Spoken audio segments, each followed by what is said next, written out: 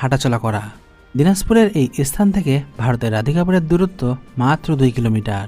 সামনে ভারতের সীমান্ত থাকায় যাওয়া যাবে না এর বেশি। ভারত বাংলাদেশের এই সীমান্ত দিনাজপুরের বিরল ও ভারতের রাধিকাপুর সীমান্ত হিসাবে পরিচিত। এর একটু পাশেই রয়েছে প্রস্তাবিত বিরল স্থলবন্দর, আরও রয়েছে railway corridor. Land port Dinajpur. আমি এখন এখানে অবস্থান করতেছি। মূলত এখানে অনেকজন বেড়াইতে আসছে এই স্থলবন্দরটিকে পরিদর্শনের জন্য। আর এই ওই পাশে কাঁটাতারের কিছু বেড়া দেখা যাচ্ছে, ক্যামেরায় হয়তো ওইভাবে বোঝা যাচ্ছে না। এখান থেকে এই কাঁটাতারের ওই পাশেই ভারতের রাধিকাপুর সীমান্তবর্তী এলাকা। আর এইটা বন্ধুরা ইমিগ্রেশন শেষ করে এই দিক দিয়ে যারা ইন্ডিয়াতে যাবেন তাদেরকে এদিক দিয়ে রেল লাইন পার হয়ে ওইদিকে যেতে হবে। আর এইটা বসার স্থানটি। বন্ধুরা এখন আমি এই গ্রামের একজন লোকের সাথে কথা বলবো, তারা কেমন আছেন, তাদের দিনকাল কেমন যাচ্ছে আমরা জানার চেষ্টা করি। আসসালামু আলাইকুম ভাই, ভালো আছেন? আপনার নাম? আপনার নাম? আচ্ছা ভাই, আপনাদের এখানে কোন সিমের নেটওয়ার্ক ভালো থাকে? বর্তমানে গ্রামীণ। আচ্ছা আচ্ছা, গ্রামীণ না। আর এই যে সীমান্তে বিভিন্ন রকমের সংঘর্ষ হয়, গোলাগুলি হয়, আপনারা তো এটা তো সীমান্তবর্তী এলাকা। গ্রামটার নাম কি? ঠনঠনিয়া। ঠনঠনিয়া। তো এখানে মানে এই যে সীমান্তর যে অস্থিরতা, এই গ্রামে কি হয় কখনো দেখছেন? না না, ওইরকম আমার বুদ্ধি জানা হওয়া পর্যন্ত ওইরকম কিছু হয়নি। আচ্ছা আচ্ছা, আপনারা তাহলে অনেক সুখে শান্তিতে আছেন? জি। আচ্ছা আচ্ছা, ঠিক আছে ভাই।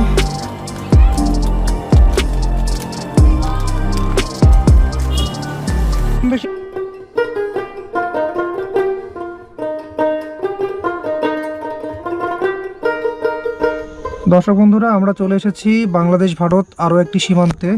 ওই যে সামনে মাইল ফলকে লেখা দেখছেন রাধিকাপুর 2 কিলোমিটার। হ্যাঁ, আমরা এখন আছি বাংলাদেশের বিরল প্রান্তে। আর ওই তো সামনে কাঁটাতারের বেড়া। রাধিকাপুর হচ্ছে ভারত অংশের নাম।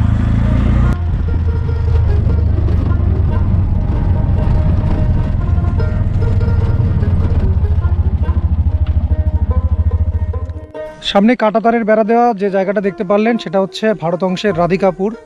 আমি আছি এখন বাংলাদেশ অংশের একদম রাস্তার শেষ কিনারায়। দেখেন রাস্তা শেষ হয়ে গেছে। আর ওই তো সীমান্ত পিলার, একটা পিলার দেখা যাচ্ছে সামনে। আর সম্ভবত সামনের এই জায়গাটা হচ্ছে নোম্যান্স ল্যান্ড। মামা, এখান থেকে পোর্টটা কত দূর? যেদিকে কাস্টমস ইমিগ্রেশন হয়, মালামাল যায়? ওকে, ওইখানে চলেন, ওইখানে যাব।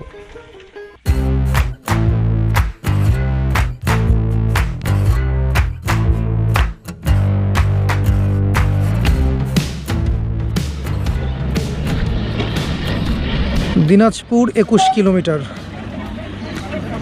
এই মাইল ফলক থেকে যেটা বুঝতে পারছি, দিনাজপুর শহরের একেবারে কাছে হচ্ছে এই বিরল স্থলবন্দর। আর এই পাশে হচ্ছে বিরল স্থলবন্দর 0। আমরা এখন আছি বিরল স্থলবন্দরে। বাংলাদেশে একমাত্র জেলা হচ্ছে দিনাজপুর যেখানে 2টা স্থলবন্দর আছে। বিরল স্থলবন্দর এটা দিনাজপুর শহর থেকে একদম কাছে, আর হিলি স্থলবন্দর সেটা হচ্ছে দিনাজপুরের হাকিমপুর উপজেলায়। ইমিগ্রেশন কাস্টমসও চালু আছে এই ল্যান্ডপোর্ট দিয়ে। আর এই পাশে হচ্ছে ইনফ্রাস্ট্রাকচার ডেভেলপমেন্টের কাজ চলছে। এই ল্যান্ডপোর্ট দিয়ে কাস্টমস ইমিগ্রেশন বোধহয় অল্প দিন হলো চালু হয়েছে। বিরল স্থলবন্দরটা আসলে একটা রেলকেন্দ্রিক স্থলবন্দর। এই যে রেল লাইনটা দেখতে পাচ্ছেন, এটা আমাদের বাংলাদেশের রেল লাইন। সামনের যে অংশ সেটাও বাংলাদেশ। আর এই যে সূর্য একদম আমার সামনে, এই জন্য ভিডিও ভালো আসছে না। এই অংশটা সামনে দেখা যাচ্ছে, আপনারা দেখতে পাচ্ছেন কি না, ওটা হচ্ছে ভারতের বর্ডার। এই রেল লাইনটা একদম সরাসরি বিরল থেকে রাধিকাপুরে চলে গেছে। অ্যাকচুয়ালি এই পোর্ট দিয়ে মালামাল পরিবহনের কাজ হয় রেলপথে। বিরল স্থলবন্দর দিয়ে আগে প্রচুর পরিমাণে মালামাল এই রেলপথে পারাপার হতো। 2005 সালের পরে ভারত তাদের রেল লাইন ব্রডগেজে উন্নীত করে, আর আমাদের এই লাইনটা হচ্ছে মিটার গেজ লাইন। তারপরে পণ্য পরিবহন কিছুটা কমে গেছে আগের চেয়ে, আর কাস্টমস ইমিগ্রেশন চালু আছে, লোক পারাপার হয়। আপনারা যদি দিনাজপুরে আসেন তাহলে এই জায়গাটা থেকে ঘুরে যেতে পারেন। বাংলাদেশ ভারত সীমান্ত দিনাজপুরের এত কাছে। অ্যাকচুয়ালি দিনাজপুরটা তো অখণ্ড ছিল আগে ব্রিটিশ পিরিয়ডে, তারপরে এটা ভাগ হয়ে আমরা পেয়েছি দিনাজপুর, ওদের অংশটার নাম হচ্ছে উত্তর দিনাজপুর। বিরল স্থলবন্দরে আর বেশি সময় অপেক্ষা করব না, বেলা প্রায় পড়ে এসেছে, প্রায় 4টার মতো বাজে। আমার নেক্সট ডেস্টিনেশন হচ্ছে দিনাজপুরের আরও একটি আইকনিক স্পট রামসাগর। পশ্চিমবঙ্গের উত্তর দিনাজপুর জেলার কালিয়াগঞ্জ শহর থেকে প্রায় 12 কিলোমিটার দূরে অবস্থিত সীমান্তবর্তী গ্রাম রাধিকাপুর। প্রাচীনকালে এই জনপদটি ছিল সমৃদ্ধ। এই অঞ্চলের উপর দিয়ে বয়ে চলা টাঙ্গন নদীকে কেন্দ্র করে এখানে গড়ে উঠেছিল বিরাট ব্যবসা কেন্দ্র। স্বাধীনতার আগে পর্যন্ত টাঙ্গন নদীর পাড়ে রাধিকাপুর ব্যবসার স্থান হিসেবে পরিচিত ছিল। সেই সময় জলপথ যেহেতু যোগাযোগের একমাত্র মাধ্যম ছিল, তাই অবিভক্ত দিনাজপুর জেলার বিভিন্ন প্রান্ত থেকে ব্যবসায়ীরা ফেরি বা নৌকো করে এখানে ব্যবসা বাণিজ্য করতে আসতেন। রাধিকা হল বিশ্বভানু গোপের কন্যা এবং আয়ন ঘোষের পত্নী। তিনি কৃষ্ণপ্রেমী সর্বত্যাগিনী হয়েছিলেন। ধারণা করা হয় এই অঞ্চলে প্রাচীনকালে বহু বৈষ্ণব সম্প্রদায়ের মানুষজন বসবাস করতেন। তারা ভক্তি ভরে রাধিকার পুজো করতেন। সম্ভবত সেই জন্যই এই জনপদটি রাধিকাপুর নামে পরিচিতি লাভ করে।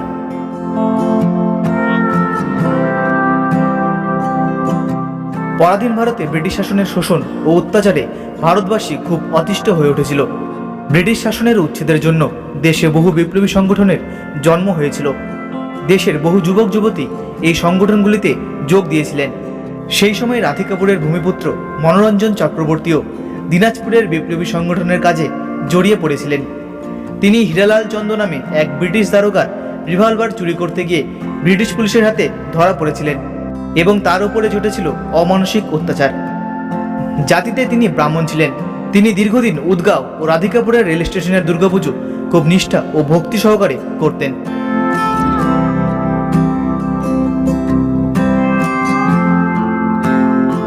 চলতে চলতে অবশেষে আমরা পৌঁছে গেছি আমাদের গন্তব্যে। রাধিকাপুর স্টেশনে পৌঁছেই চোখে পড়ল রেল লাইনে দাঁড়িয়ে থাকা কলকাতা এক্সপ্রেস ট্রেনটিকে। তার গন্তব্যে রওনা দেওয়ার জন্য যেন অধীর আগ্রহে রেল লাইনে দাঁড়িয়ে অপেক্ষা করছে এই ট্রেনটি।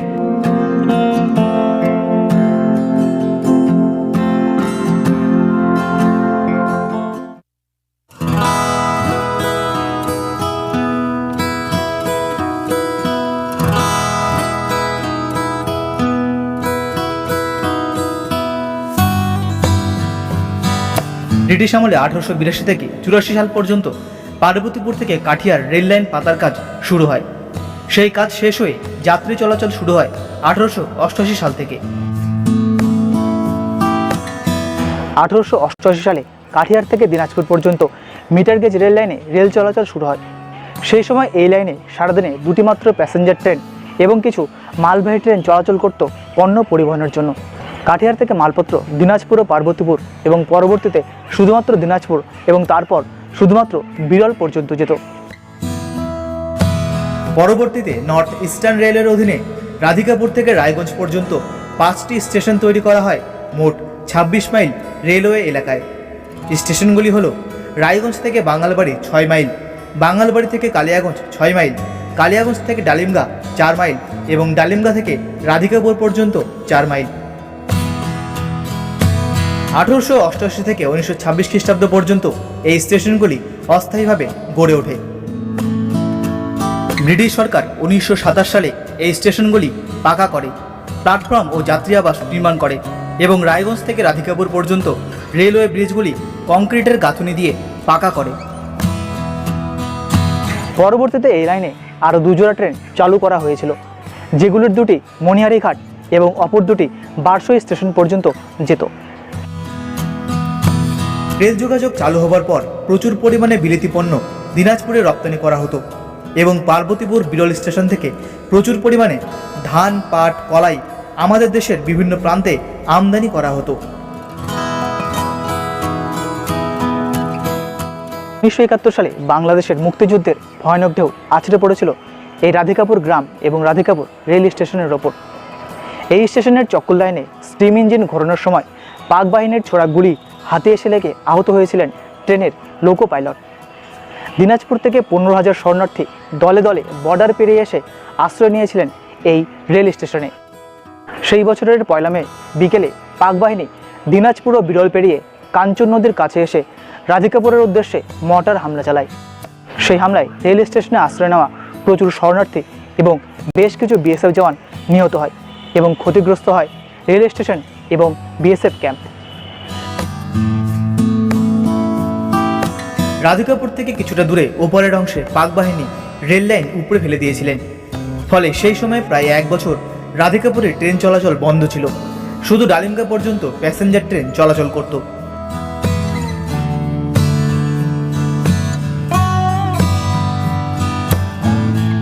1965 সালে ভারত ও পাকিস্তানের যুদ্ধ লাগলে সেই সময় পূর্ব পাকিস্তানের পার্বতীপুর পর্যন্ত চলাচল করা একমাত্র ট্রেনটি আটক করে পাক বাহিনী এবং ড্রাইভার ও গার্ডকে গ্রেপ্তার করে বন্দী করে রাখে। 1971 সালে বাংলাদেশ স্বাধীন হলে দীর্ঘ 6 বছর পর তারা মুক্তি পায়। রাধিকাপুর স্টেশনের পরেই অর্থাৎ বাংলাদেশ অংশে রয়েছে রংপুর বিভাগের দিনাজপুর জেলার বিরল উপজেলা। ভারতের শেষ রেল স্টেশন রাধিকাপুরের মতো বাংলাদেশের বিরল রেল স্টেশনটি হল বাংলাদেশের সর্বশেষ রেল স্টেশন।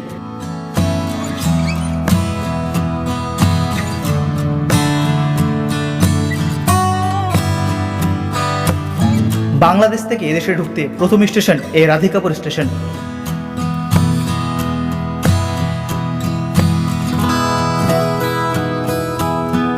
ব্রিটিশ আমলে কাঠিয়ার থেকে দিনাজপুর রেল যোগাযোগের গুরুত্বপূর্ণ মাধ্যম ছিল রাধিকাপুর স্টেশন। এই স্টেশন হয়ে কলকাতা থেকে দিনাজপুরের যোগাযোগ ছিল। স্বাধীনতা আন্দোলনের সময় বহুবার এই পথে ঢাকা গিয়েছিলেন মহাত্মা গান্ধী। 1915 থেকে 1920 সালে এই রেলপথে দিনাজপুর থেকে প্রচুর ডাব, নারিকেল, ধনকলাটে আমদানি করা হতো এবং এখান থেকে প্রচুর শুকনো লঙ্কা দিনাজপুর, খুলনাতে রপ্তানি করা হতো। 1947 সালে স্বাধীনতা প্রাপ্তির সময় ভারতবর্ষ দ্বিখণ্ডিত হয়ে জন্ম হয় পাকিস্তান রাষ্ট্রের এবং পরবর্তীকালে সেই দেশটি খণ্ডিত হয়। ফলে বাঙালি অধ্যুষিত পূর্ব পাকিস্তান হয়ে যায় স্বাধীন বাংলাদেশ। একসময় বহু যাত্রীবাহী ট্রেন নিয়মিত ছুটত এ পথে দিনাজপুরের উদ্দেশ্যে। আজ তা অতীত।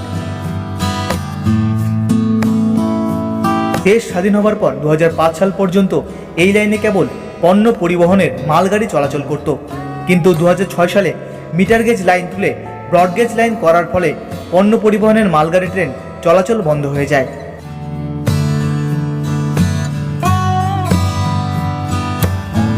বাণিজ্যিক সুবিধার জন্য ভারত বাংলাদেশ দুই দেশের সরকার রাধিকাপুর ও বিরল সীমান্তের রেলপথ মিটার গেজ থেকে ব্রডগেজে উন্নীত করার চুক্তি স্বাক্ষর করেছিল।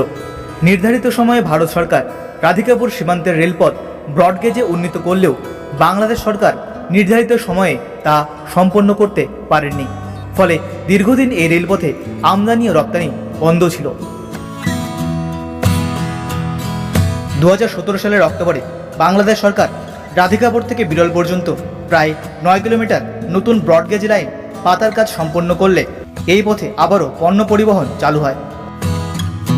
শিলিগুড়ির নুমালীগাঁও স্টেশন থেকে প্রায় 30 লক্ষ লিটার ডিজেল বোঝায় 43টি ট্যাঙ্ক ওয়াগন নিয়ে রাধিকাপুর স্টেশনে মালবাহী ট্রেনটি পৌঁছালে বাংলাদেশ রেলওয়ের একটি ইঞ্জিন রাধিকাপুরে এসে সেই ডিজেল বোঝাই মালবাহী ট্রেনটিকে বাংলাদেশের বিরল রেল স্টেশন হয়ে পার্বতীপুরে নিয়ে যায়।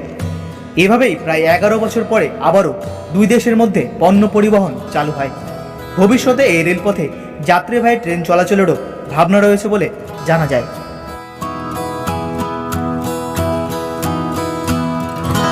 যাত্রী কোলাহলহীন ভারতের শেষ রেল স্টেশন রাধিকাপুরে আসলেই আলাদা এক অনুভূতি কাজ করবে আপনার মধ্যে।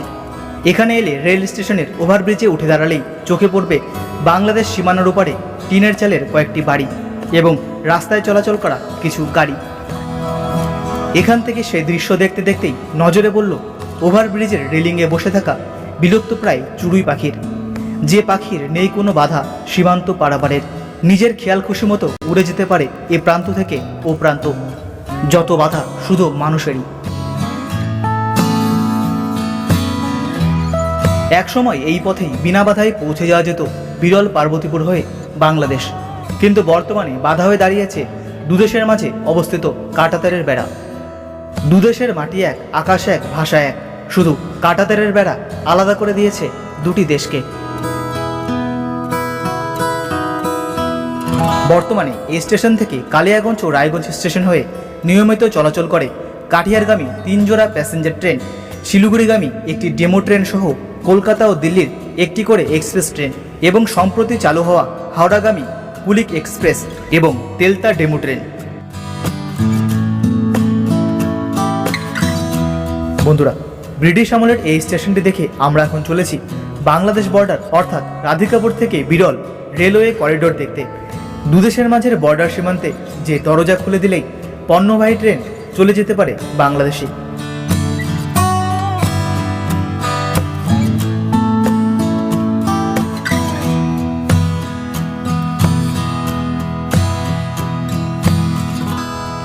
রাধিকাপুরে ঘুরতে এসে এই রেলওয়ে করিডোরটি মূল আকর্ষণ দর্শনার্থীদের কাছে। এই করিডোরের বিরাট লোহার দরজায় ফুটে তোলা হয়েছে ভারতের জাতীয় পতাকাকে, যা দেখে মনের মধ্যে জেগে উঠবে দেশমাতৃকার প্রতি অগাধ ভালোবাসা। শীতের মৌসুম হোক বা গ্রীষ্মের, এই রেলওয়ে করিডোর দেখার জন্য প্রচুর দর্শনার্থী এখানে আসেন প্রতিনিয়ত এবং নিজস্বী তোলে বন্দি করেন নিজের মুঠোফোনে।